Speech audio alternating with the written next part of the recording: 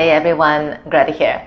Today we are going to check out Astrofocross and the 8-angle pose. Why a lot of people are struggling to lift up. The 8-angle pose is one of the really impressive looking arm balance, and it actually used to be the pose to do if you're a yoga teacher for your bio, your profile, before the handstand came into place. To some people, it's quite easy to lift up, while for other people, it takes like a million years. It seems like they can never do it. It's either the hips are feeling very, very heavy, or they feel that the legs are just dragging down. They just cannot lift. When they start to lift, everything just collapses. Why is it? Since this shape does require some hip mobility, of course, it's good to do some work beforehand, like pigeon. For me, I love doing lizard and eagle pose because they really help you to know how to bind the legs together, how to cross the ankles and really use that effort to push. But then I realized that there's actually one very, very important thing, one very simple, not easy, but very important element for you to make or break the pose. And what's that? The shoulders. It's the way that we normally would do if we need to put effort to use the shoulders and the arms, especially for those of us who are using blocks to lift up. I figure that when we actually lift, a lot of people tend to shrug, pull their shoulders into the ears to make that effort to lift, and that is usually the point where we start to collapse. Yeah, you're like, what are you talking about? Well, here it is. So, the legs, they need to come up. They don't have to be super high. As long as they are higher than the elbows, then you're good to go, because you need to bend the elbows. So if your leg goes anywhere under your elbow, below your elbow, you can't do it. Okay, so just make sure that you have that. And also, when your leg is going up, make sure your kneecap is pointing to the back instead of out to the side. So lizard always helps. The kind of lizard that you want to do is with the toes and your knees facing 12 o'clock instead of out to the side. Okay, so here. But the most important element is when we lift up. So the legs are crossed, like the ankles are crossed. A lot of people, when they lift, check my shoulders out. Before, the shoulders are relatively away from the ears, right? But once we start to lift, a lot of people tend to, like that little pulling up to the ears and the tensing of the neck, shoulder area, right, this part. So if we tend to do this, as soon as we do this, the arms will kind of flare out and causing the legs to slide down, and then we just collapse down. We cannot lift. Everything becomes really heavy.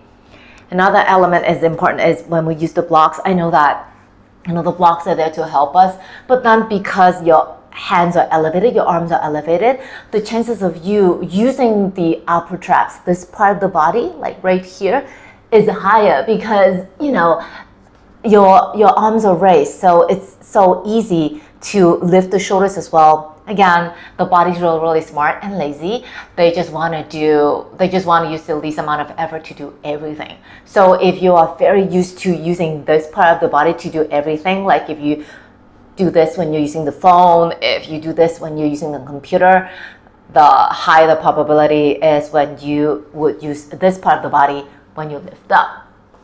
So what should you do? Well, you should do a test.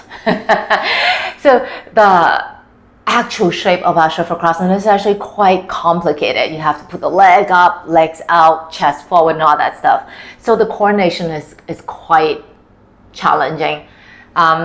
So just to break everything down, you might want to do a test. Have 2 blocks right beside your hips with the heels pressing down. All right. So the legs are relatively relaxed, but has a bit of weight, so gives a direction of where to go.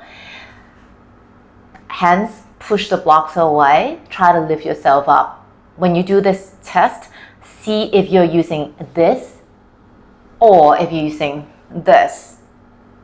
If you're here, again, you're using your traps. So everything is kind of collapsed. If your shoulders are down and if you can push up like this, then you're activating the shoulder stabilizing muscles, which will actually help you do the work.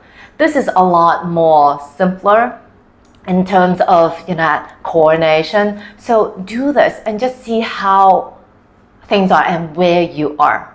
Okay, if you feel that once you start lifting this or take a lot of effort, then break it down. Maybe just see, without actually lifting your hips up, see if you can keep the shoulders down while maintaining that effort, that push into the block. Once it feels okay, then lift a little bit higher, higher, higher, higher, and then until that, the traps, they are not leaders anymore, but followers, then you can start to, maybe try Ashtafakranasana for a while. So again, blocks or no blocks, it doesn't really matter as long as you can, control this muscle. So legs. For me, I tend to have my hands a bit out in front so I don't have to do that extra lift. Again, it takes a bit more effort to do. Sometimes I don't want to do that. And the legs want to press out at the same time, the chest leaning forward, keeping the shoulders down, then eventually your hips will lift. And that's it. Ashtafakranasana is a more complex shape because of the coordination. There are a lot more elements happening. But in terms of strength, is actually quite similar to the strength that you need to lift up in crow. It's just that, it's just the strength element. All the other elements, they are very different. So that's why a lot of people, they feel that they can lift up in crow, but they struggle hugely in 8 angle. So just check those out. All right, let me know how it works. And give me a like. And share my video and subscribe to my channel if you haven't already done so. If you want to practice with me, just drop me a DM or drop me a comment in the section below and I'll get back to you ASAP. Take it easy.